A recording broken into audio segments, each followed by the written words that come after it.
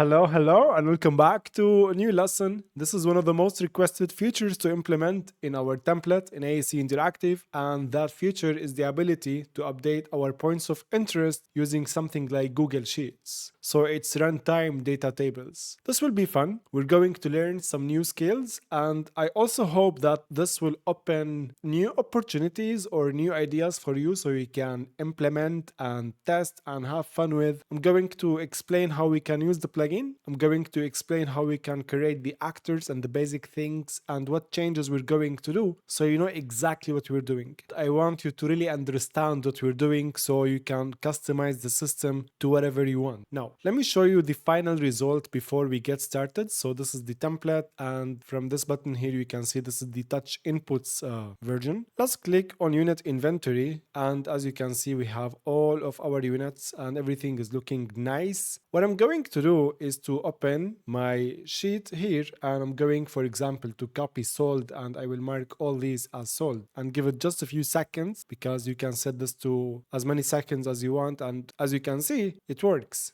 Everything now is sold. So if I press Ctrl Z again, you can see that things went back to normal, and I have an update every 5 or 6 seconds, and at the final project you may want to set this to every 10 seconds or 15 seconds to update, because give it a few seconds and maybe yeah, there we go. We get 429 response, and this is basically too many requests. So we need to have something like every 10 seconds or so. Anyway, let me cancel this. Let's click on play again, and let's do something other than sold. Let's set the numbers here, for example, to 200 and so on, 250. And let's go to our unit inventory. You can ignore this and click. As you can see, this is now 400. Give it a few seconds. Now it's 200. Okay. So I'm going to set the number here, for example, to 320 and give it a few seconds, and let's click. Now it's 320. So this is beautiful. It just works. And what we're going to do is the following. First, I'm going to cover the basics of how we can use the plugin. After that, we are going to create a new actor that we call unit data runtime manager. And I will have this file available in the downloads. If you want to download it and instead of following along, you just need to set your private key and service account email. This is something we're also going to cover because I was thinking it's extremely easy to use a data table that is set to public, but it's not very convenient when we're working with clients or when we have sensitive data. So we will take a look also at Google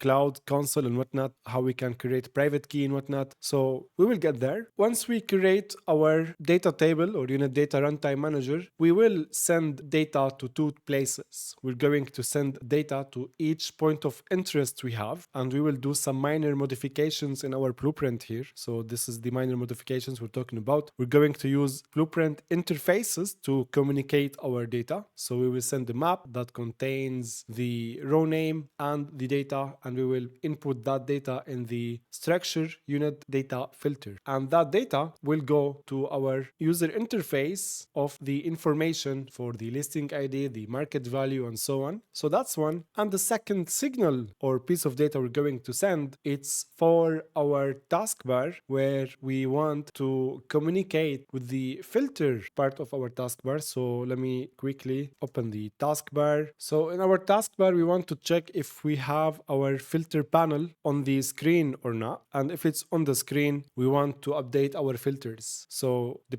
for example, let me show you here. I'm going to click on play and I'm going to unit inventory, and I will disable everything except for sold. So now we see 16 items, and let's say I want to see the rest just in case we update them. So here, let's say I'm going to click sold and I'm going to paste that here, give it a few seconds, and we should see our units now. So that's the second piece of information we want to communicate with our blueprint to make things visible or invisible. That's it. So this took me a couple of days to figure out and simplify, but I hope it will take us no more than 20-30 minutes maximum to implement everything and to build basic understanding of the plugin and how we can implement it. So without further ado, I think we can get started. So let me disable these, and here I have an Unreal project that is open, and it's similar to what you're going to have if you want to follow along.